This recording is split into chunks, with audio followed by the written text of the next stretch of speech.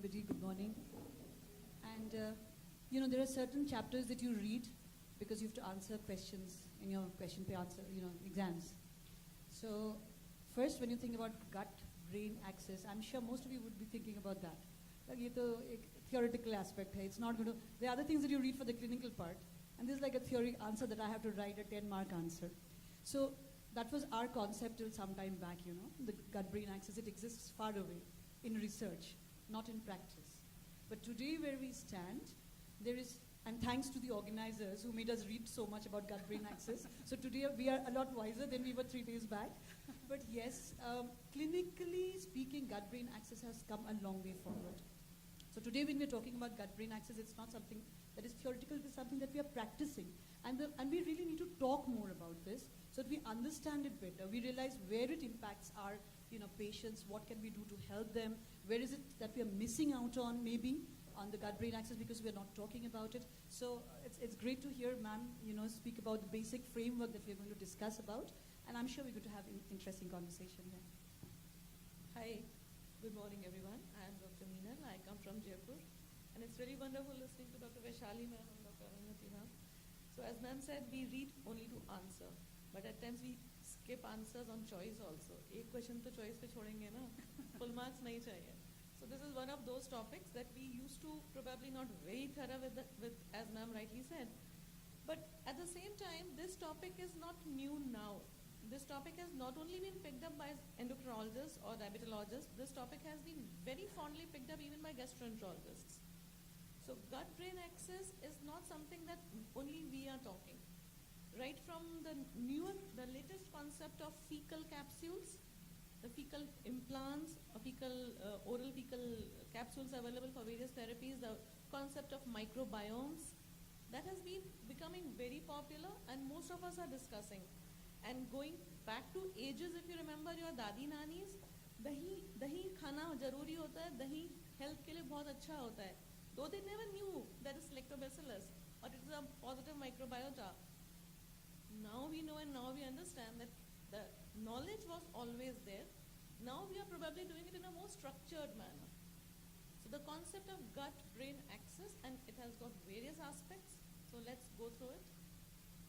So Dr. Minal, I have to start with some compilation of questions for you. That how do you find it's linked with endocrine practice, and where do you come across gut-brain linkage in your own practice, and how do you explain the bidirectionality, that gut affecting the brain and the brain affecting the gut? Do you have any experiences on this, and would you like to elaborate? Ma'am, yeah, of course, thank you. First of all, this answer will be off theory. So if the students are here, you can't quote it in your exams. But yes, gut is practically the largest endocrine organ nowadays. Though your theory will not mention that, you'll have to mention the specific age-old glands of endocrinology. But actually speaking, gut is the largest endocrine gland. And as Madam has already told, we have got more than 12 varieties or 12 types of endocrine cells, and they are producing more than 30 hormones. And the concept of incretin that we learned with GLP and the GIP and the DPP4, so these are the enzymes and these are the hormones which we learned long back, almost parallel to insulin. If today we are in the centenary year for insulin, incretin concept is almost equally old, almost 90 years old actually. So the endocrine hormones being secreted from the gut, we knew it since long. Now of course we have many number of hormones. Now we are talking of GLP-2 as Madam talked, we are talking of other hormones. But if you remember, we always knew secretin, ghrelin, cholecystokinin, all these we already knew and we have been studying. So gut is actually a very large endocrine gland with a lot of hormones, and the gut-brain axis, the communication is bidirectional. Again, that is a non-disputed and a non-debated topic. We all know the concept of mood and food. You are depressed, your food choices change. You are happy, your food choices change. Your stomach is upset, you are offered a different set of food. And if you are having a chocolate, your mood changes. Most of the time we are gifted chocolates. Why? Because through your gut, the signaling is to the brain. So what is it? It is basically something called reward therapy. We are using food as reward, most of us, because of the dopamine effect. So again, there is something called a bidirectional communication. You make your stomach, your GIT happy, your gut happy, and your brain signals as a happy mood. If you reach home very tired and the food is not to your taste, your anger doubles. So that is a bidirectional communication. And if you're very upset and you're given a very good food, so gut is the largest endocrine gland, off records again, but it is producing more than 30 hormones. And there are, besides hormone, there are enteric plexuses, which are again neurochemical neurotransmitters, which are sending signals to the brain. And brain at the same time, through its reward therapy, that I will probably talk a little more if ma'am allows me, that how does it happen that one particular reward therapy, you're full, you're absolutely full, you can't even take another bite more. But at the same time, if you're offered sweets, or a chocolate, or something that you like, you are still able to consume it. How does that happen? Because the reward pathway that the brain has established over the period of years between your brain and gut, that supersedes your satiety center also. And that is why your favorite food makes its place. So there are real life experiences of your bidirectional communication. So this is how, ma'am, the gut-brain axis I think still wonderfully explained. And Arundhati, would you like to explain on how gut feelings are linked with emotions? So we say that it's my gut feeling that I should not do this. So Again, do you that's think that age-old. gut can really sense what you feel, or both ways, like Minal madam rightly mentioned? It so appears that the gut feeling that we were talking about is actually about the feelings of millions of bacteria inside the gut. So it's actually the bacteria who are feeling. And it's very surprising to know that actually our gut has bacteria which weigh total. Weight is about 2 kgs. So 2 kgs of bacteria everybody has, and it's not like, it's something that is actually defining a lot. So these bacteria that we have, these microflora that we have, if you're talking about this particular area, there are some good microflora and there are some bad microflora. And I mean, all of us have both of them, but it is the percentage of the good or the bad, the ratio between the good and the bad, that's basically determining, what your brain is sensing. So there have been very, very interesting, studies which have been done, which have looked into microflora in relation to depression, in relation to response to a certain situation, in relation to anxiety. Even there have been studies with autistic behavior and microflora, very interesting studies. And there have been studies which have linked these, for example, with cesarean section, right from there, from the time of birth. So cesarean section vis-a-vis a normal delivery. A normal delivery is where the child is getting exposed to the microflora earlier. And it has been seen that these children who are born of normal delivery have a better good is to bad ratio of microflora, have a lesser tendency of depression, of autistic mood disorders. Their catching up power is easier, their memory is better. And today when we are talking of other neurological diseases, say we're talking about Parkinsonism, we're talking about Alzheimer's, and very interestingly we're seeing connections between microflora and Parkinsonism. Today we're talking of therapeutics in terms of microflora and Parkinson's. So this response, this connection from the brain to the axis, it's basically, so brain to the gut is basically about the CNS, and it is the hypothalamic pituitary axis, right? And these act via hormones and other the neural signals at various levels of the gut. So it's the immune system, it's the muscle, it's the mucus, it's the motility, and this microflora in turn says, okay, you're affecting me via this, I'm also going to attack you via the same things. So via the same signals, immune and the permeability, the movement of the muscles, they kind of affect the vagal stimulants. That goes back and tells the brain. And there are relations between this microflora and the hippocampal signals, the limbic system, which decides on our emotion, our behavior. So very interestingly, this gut feeling is actually something which exists very, very strongly. When you're talking of therapeutics today, treatment of depression with probiotics. Now, how would you possibly link that? But we are seeing positive connections when you're So there is that link, and we have to understand it better. We need better studies. We need more clinical studies to understand this connection better. But the gut feeling definitely exists.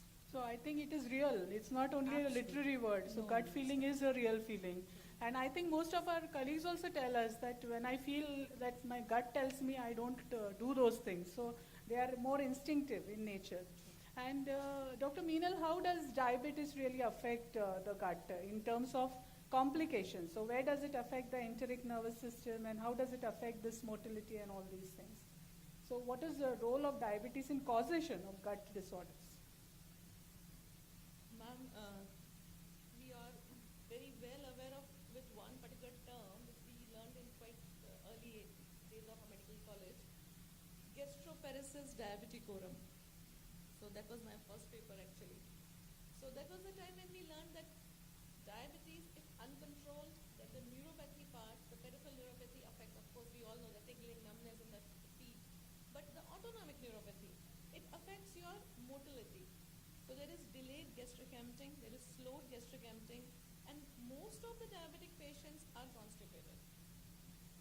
So that is, or maybe not actually constipated, as madam showed, motion se emotion tak, they have a sensation of incomplete defecation. So probably that is how diabetes actually, hyperglycemia affects the motility, the GI motility, there's slow down motility, there's a sense of fullness always, there is a sense of abdominal distension always. So that is how one thing. Then of course there can be alteration of behavior because such patients end up with a lot of laxatives, and that leads to at times loose motions, and further loose motions will exaggerate their constipation on the next other days. So there can be alteration of the GI motility behavior, but actually most commonly that we come across is decreased motility and sense of abdominal fullness. And another way diabetes affects is because of its therapeutic interventions also. Metformin, if we talk of, is going to affect your GI. If you introduce GLP-1RA, then again GI side effects are the most common. So the therapeutic interventions that we are making in diabetes are also going to affect the gut, and uncontrolled diabetes is also going to affect the gut. So these are the major effects that we find.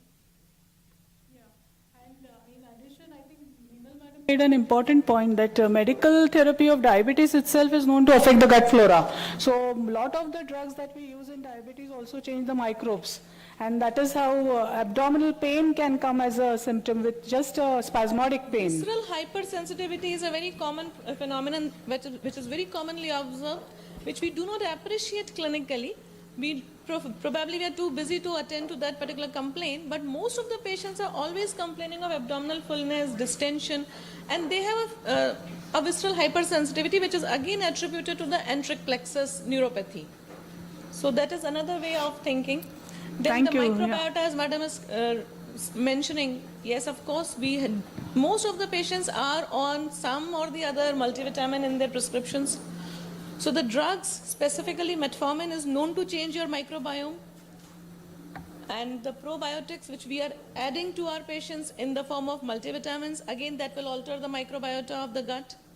So the end result will be absolutely undefined, unpredictable, different for different patient, different for the same patient at different times, depending upon the air, depending upon the region where the patient is, depending upon the ethnicity, depending upon, unbelievable, but depending upon the way the patient was delivered, as madam said. If a patient has been delivered by cesarean section, his microbiota will be different. A patient delivered by a vaginal delivery will have a different microbiota. So right from the birth history, the patient will have a different behavior. So Dr. Arundhati, if diabetes is going to affect the gut so badly, are there any ways to prevent that, or are there any therapeutic implications of this, using this knowledge of gut-brain axis to help the gut? Well, ma'am, prevention is also, apart from this way in which diabetes affects the gut, I would also like to talk about the opposite thing, the gut microbes affecting diabetes. Sure. So, because gut microbes are by themselves causing a state of inflammation that's affecting the permeability. We're talking about lipopolysaccharide, endomycel inflammation, and all of that has been seen to have a detrimental effect per se on the blood glucose levels and the blood lipid levels. So today when we understand about the treatment of diabetes in relation to the gut, if you're talking about it, first thing would be the diet. Because we have seen a strong association with a certain kind of food with the gut microbes. For example, fatty food. A diet which is very high in fat content alters the gut microflora. That has been very strongly seen in a lot of studies. Also again, the opposite way, protein seems to have a beneficial effect up to a certain level. And very interestingly, actually, non-vegetarian proteins have a better effect on the microbes. And we generally have a tendency to think that, non-veg food is not that good. But in terms of gut microbiomes, they are better. Very interestingly also, we've seen magnesium. We generally don't tend to talk about these things, but magnesium deficiency and gut microbes and diabetes has been seen to have a vicious cycle going amongst itself. So these, which we know for, in general about the treatment of diabetes, we wouldn't want a high fat food, or we would want to keep the fiber there. So that has an implication on the gut axis, that is there. Also the pharmacotherapy that we were talking about, metformin and the others, they, apart from, I'm today stressing on the gut microbiota because the other aspects we know, we discussed that per se metformin causes a GI discomfort, but it also has an effect on the gut microbiota. Today we are talking about alpha carbos, acarbose and voglibose. Yeah. So acarbose per se also has an effect on the gut microbiota, which is positive in nature. So that could also be there. A lot of times you see our patients come with GI discomfort, and if they're on metformin, we think it's metformin induced, we stop the metformin or decrease the dose, but it doesn't help them. It doesn't help them. They say, no, it's no better. So they go into a chemist, they're taking an antibiotic maybe for 5 days. That's further affecting the, that's causing dysbiosis is the term. But it's not a symbiosis, it's a dysbiosis now, where the microbes and everything is altered. So the enteroendocrine axis is altered, the neural afferents are altered, the permeability is altered, the inflammation is altered. So it's an entire vicious circle. So when we're treating patients with diabetes, and when we're thinking about it in terms of the gut, we need to keep a more holistic approach. When we say, I have a GI discomfort, take that at times, okay, fine. A PPI, it's a commonest thing. What will a PPI do? I mean, it's just suppressing the acid. It's not taking care of anything else. It's not taking care of the dysmotility, the dysbiosis. So we have to keep a more holistic approach when we're thinking of the gut in terms of diabetes treatment. I think very well put, that the thought needs to be more holistic in treating gut. And any questions? Yes, please, Anjali. Would you give the mic to her? Okay, there is a mic here. Okay. Any other audience questions? Please come up to the mic. An excellent discussion, and we are so happy to have this topic here because all of us are learning about this topic, all of us. So I would like to put 2 points here. When it comes to your gut-brain axis deciding the disease, or maybe what I would say is how you are deciding what disease you will get, and what disease you get will also decide how you behave. That's right. In a vicious manner. It's bidirectional. Right. Yeah. So when specifically it comes to the food prescription or maybe diet prescription, what they say is that one is that you mentioned that there is a gut feeling. So we need to try to understand, or make the patient try to understand his or her own gut feeling regarding the diet choices. Now this would be very good in health, but when it comes to disease, when the patient has insulin resistance, the hunger is excessive and the patient tends to eat more, then we cannot believe in that gut feeling. So That's right. I think when it comes to prescribing the diet, I often get confused whether I should respect the patient's Gut feeling. behaviors, like small frequent meals or intermittent fasting or long time fasting, whether I should have my norms of what I prescribe, or should I give the respect to the patient's own gut feeling of what he would like to. I know it's a very vague thing right now, we don't No, I have- think it's a very relevant question for all of us in practice. Would you like to take it? Any one of you? Yeah, Arundhati. So I think we'll have to have the guts to not take the patient's gut feeling and allow our gut feeling to come in action.